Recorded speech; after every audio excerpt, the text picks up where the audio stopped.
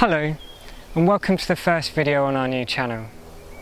I'm standing here in our 2-year-old food forest. The blossom's out, the sun is shining. What more can you ask for?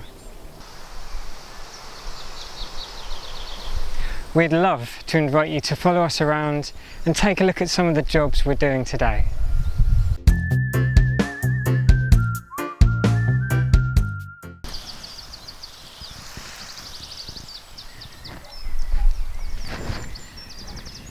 So I've just come down here this afternoon, now that the temperatures are starting to cool off, to check on and water some seeds that I sowed back on the 11th of April.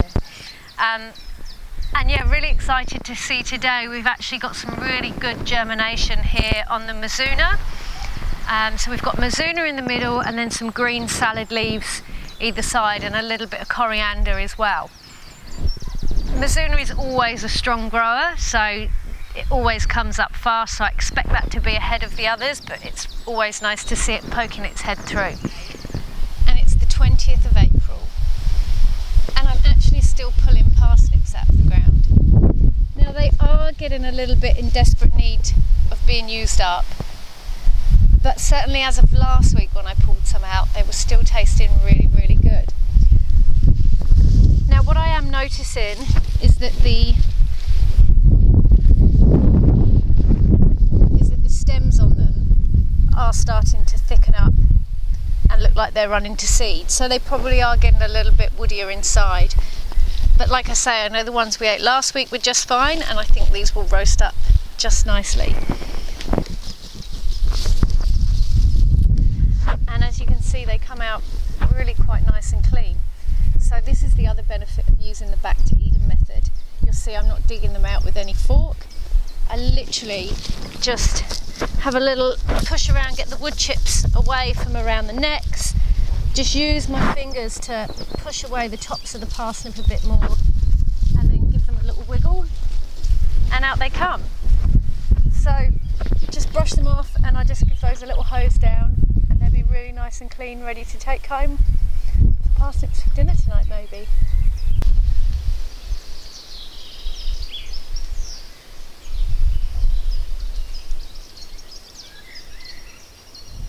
So I just wanted to bring you up to my top growing bed today to show you just how much the elephant garlic's coming on. So we've got some really, really large stems coming on in here. And over this side I have got some normal garlic, some French garlic as well.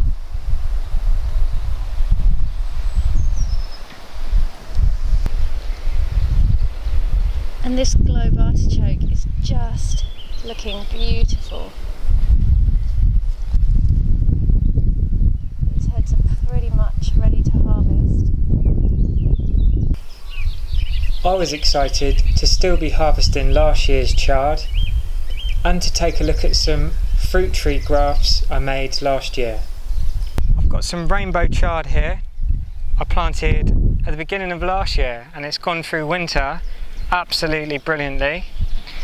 No frost damage whatsoever, and we've been harvesting it through winter as well. And as you can see, still got lovely fresh leaves. A few of them are starting to go to seed actually. You can see this one here.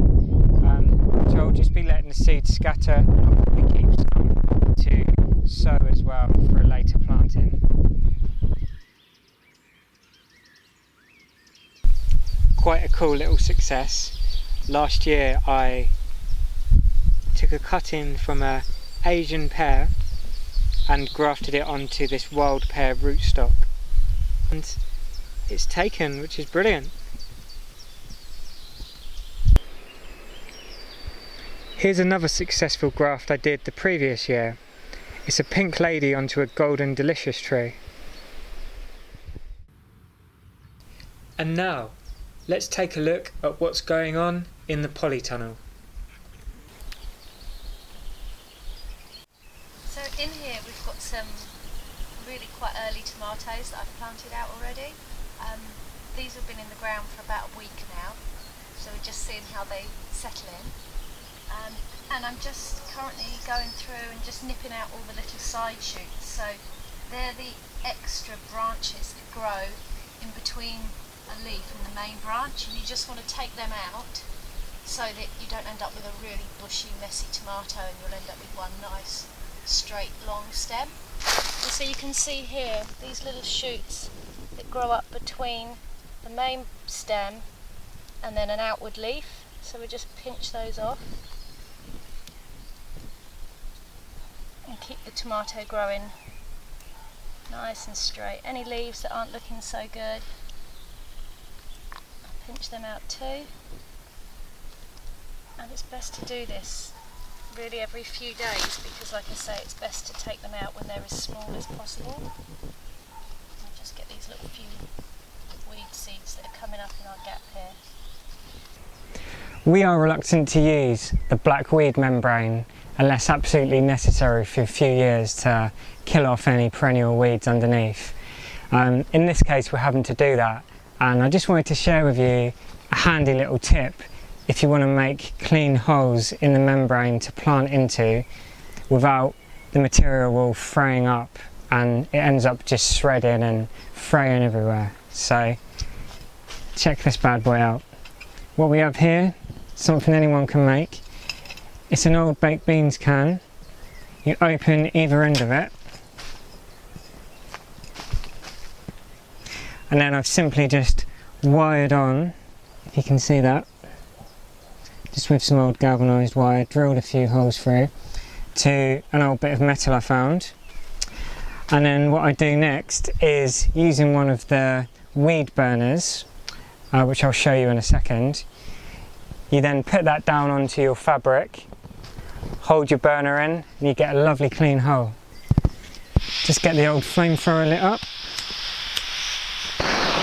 There we go.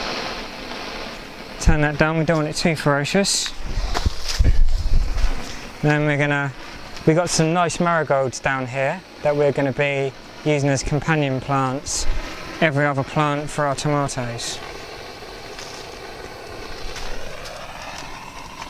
This is a very effective way of burning your nice holes, clean holes that aren't going to fray up in your plastic. There's one.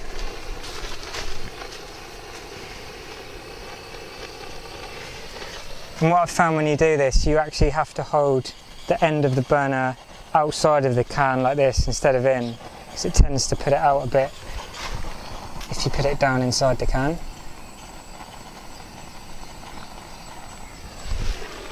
It's looking good, and we'll just keep going with this now until we get to the bottom. So I've planted all my marigold plugs in the holes that Dan just burnt for me. So they're here for companion plants for the tomatoes. So I'm just going to give them a quick water now and then leave them to grow.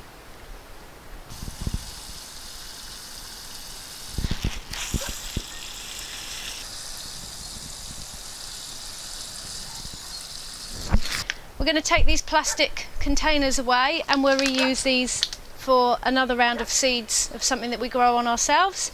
So they will be recycled. So just on the subject about recycling and being as eco as you can with things, I just want to point out that over the winter I did some research and I found these plastic gloves, which are the most biodegradable ones that you can get. They did take a little bit of finding. They are a little bit more expensive than some of the others out there, but really not much at all.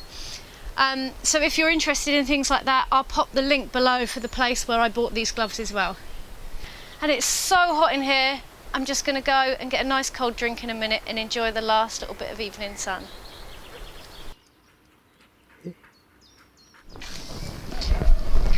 Last job of a long day for me. I'm just raking out some wood chips that I brought up here yesterday. I've put these on the potato bed and the potatoes just started to show their foliage above the soil level. I pulled the wood chips back, placed the potato in, put some compost on top. So this is primarily just to add another mulch layer over that compost. Once they break through that with the green foliage, I will then add a second top up, which will be a little mound of wood chips over each potato plant. And the reason for mounding the potatoes later in the season, as the foliage appears above ground level, is that the potatoes tend to develop very close to the soil surface, and if exposed to sunlight they will turn green and they'll be inedible, actually poisonous, and we don't want that. Our next video is going to be an exclusive tour of our growing areas here at Freedom Forest. So I'd love to invite you to like and subscribe, and we'll look forward to catching you on the next one.